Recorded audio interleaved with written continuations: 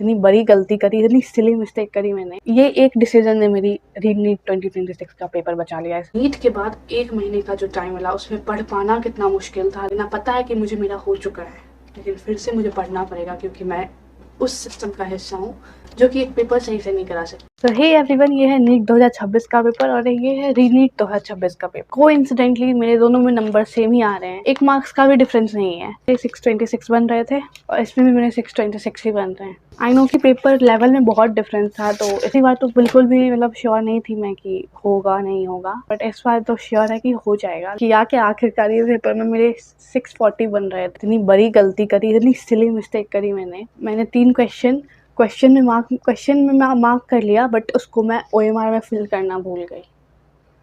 तो मेरे 12 नंबर इसी वजह से जा रहे हैं क्योंकि मैंने वो क्वेश्चन देखा ही नहीं। जब मैं OMR ऐसे चेक कर रही थी कि मैंने कौन सा क्वेश्चन हो रहा है, तो वो 3 क्वेश्चन मुझे नहीं दिखा। 2 बायो का था और 1 केमिस्ट्री का था। तो मेरे बायो में 347 बन रहे हैं, केमिस्ट्री में 161 एंड फिजिक्स में 118। End of course personal level पे बात करूँ तो रीनीट का होना मेरे लिए बहुत ही ज़्यादा अच्छा था, मतलब वरदान के जैसा आप बोल सकते हो। अदरवाइज़ मैं किसी भी बिलो एवरेज कॉलेज अगर मिलता भी तो उस कॉलेज में मैं आ जाती, बट अब मैं एक अच्छा मेडिकल कॉलेज एक्सपेक्ट कर रही हूँ। बट साथ ही ऐसे कई से बच्चे होंगे जिनका पहले हो गया होगा बट इस बार वो रह गए due to paper difference, psychology. उन सब के लिए मुझे बहुत ही ज़्यादा बुरा लग रहा है। पिछले साल वो फील मैंने किया नीट 2025 में कि जब पेपर टफ था और आप मेंटली उस चीज़ के लिए रेडी नहीं होते हो और आप मेंटली उस चीज़ के लिए रेडी नहीं होते हो तो फिर पेपर बिगड़ता ही बिगड़ता है। मेरा भी 25 का पेपर इसीलिए बिगड़ गया था क्योंकि मैं ढूंढ ही नहीं पाएगी, मुझे इजी क्वेश्चन नहीं दिख रहे थे। बट इस बार मैंने वो गलती वापस से नहीं करी। इस बार मैंने बिल्कुल ढूंढ के क्वेश्चन करा। मैंने बस वही करा जो मुझे आता था, उसके अलावा मैंने कोई ब्लाइंड तुक्का वगैरह नहीं मारा।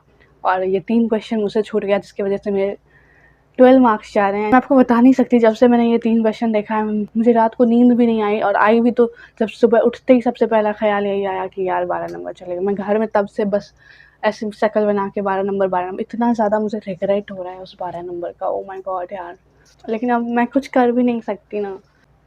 यही मैं अपना स्कोर ही आपको बताने वाली। बायो तो मेरी 20 मिनट में ही हो गई थी विदाउट OMR फिलिंग।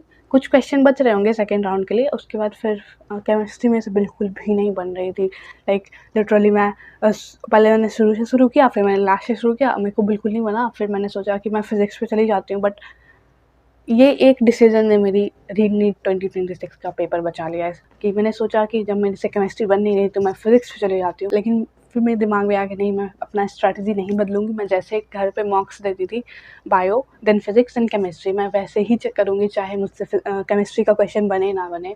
तो मैंने स्ट्रैटेजी बिल्कुल भी चेंज नहीं किया। मैं I did stick to chemistry only, and उसकी वजह से मेरा केमिस्ट्री में मैंने पहले राउंड में कुछ 25 क्वेश्चन के आसपास ही बने होंगे, उससे ज़्यादा नहीं बने थे। फिर मैं और मेरे फिजिक्स के लिए मुझे 2 घंटा टाइम मिला।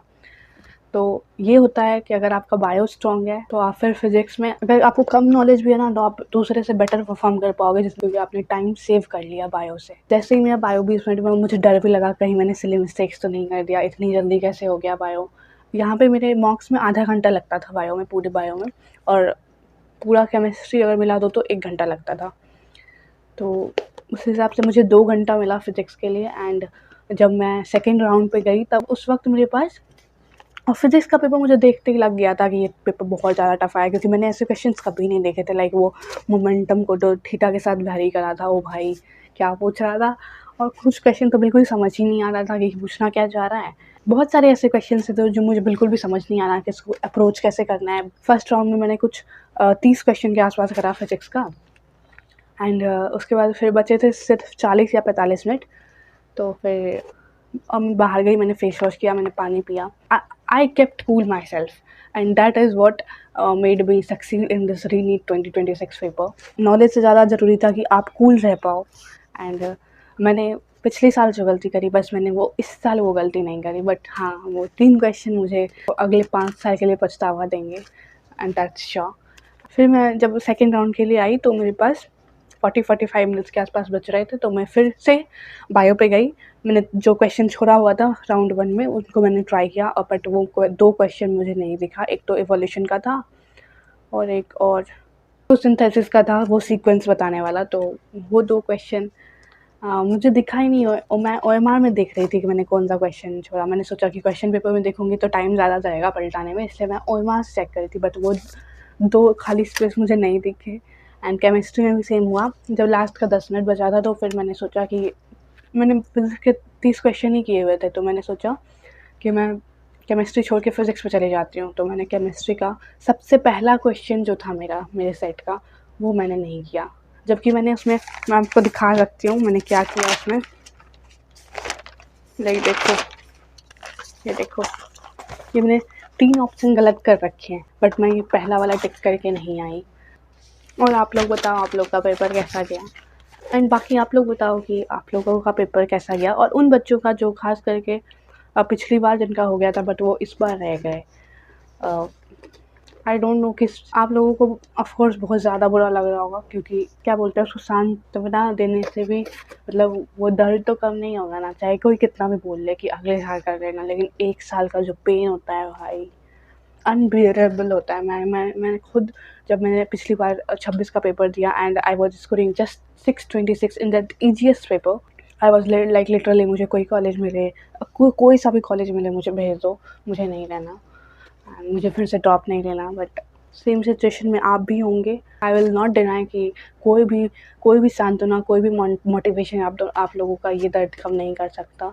जो भी लोग जिनका पेपर नीट 2026 का अच्छा गया था बट री नीट में स्कोर ड्रॉप हो गया, लाइक उनका फ्रस्ट्रेशन भी वैलिड है, उनका डिसअपॉइंटमेंट भी वैलिड है, क्योंकि उनकी कोई गलती नहीं आई, उन्होंने पेपर तो अच्छा ही किया था, बट सिस्टम के एक फेल्योर से उनका 1 साल बिगड़ गया। Of course I know NEET के बाद 1 महीने का जो टाइम मिला उसमें पढ़ पाना कितना मुश्किल था, लाइक कितना मेंटल अनस्टेबिलिटी थी। बहुत से बच्चे इंक्लूडिंग मी, मैंने भी कुछ ज़्यादा नहीं पढ़ पाई। मैं रीनीट के लिए जो टाइम मिला, ये जो हमें 1 महीने का टाइम बोला गया ना कि 1 महीने का टाइम मिलेगा तुम पढ़ लो, डैट वॉज नॉट ईजी।